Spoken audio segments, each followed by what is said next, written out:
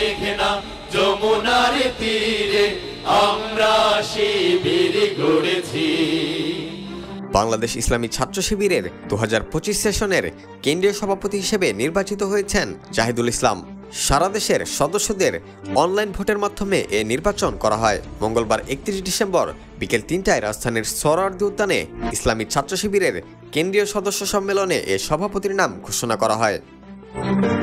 জাহিদুল ইসলাম জগন্নাথ বিশ্ববিদ্যালয়ে ইংরেজি বিভাগ থেকে অনার্স এবং মাস্টার্স সম্পন্ন করেছেন। বর্তমানে তিনি একটি বেসরকারি বিশ্ববিদ্যালয়ে HRM বিভাগে MBA অধ্যয়ন করছেন। এর আগে তিনি দলটির সেক্রেটারি জেনারেলের দায়িত্ব পালন করেছেন। তারও আগে কেন্দ্রীয় দপ্তর সম্পাদক, কেন্দ্রীয় সাহিত্য সম্পাদক, কেন্দ্রীয় প্রকাশনা সম্পাদক, কেন্দ্রীয় আন্তর্জাতিক সম্পাদক, কেন্দ্রীয় বিতর্ক সম্পাদক, নারায়ণগঞ্জ মহানগর সভাপতি ও জগন্নাথ বিশ্ববিদ্যালয় সভাপতির দায়িত্ব পালন করেছেন। গত 29 ডিসেম্বর সন্ধ্যা 7টা থেকে 30 ডিসেম্বর রাত 8টা পর্যন্ত সারা দেশে অনলাইনের মাধ্যমে একযোগে কেন্দ্রীয় সভাপতি নির্বাচনের ভোট গ্রহণ অনুষ্ঠিত হয়। এতে জয়লাভ করে ছাত্র শিবিরের সভাপতি নির্বাচিত হন জাহিদুল ইসলাম।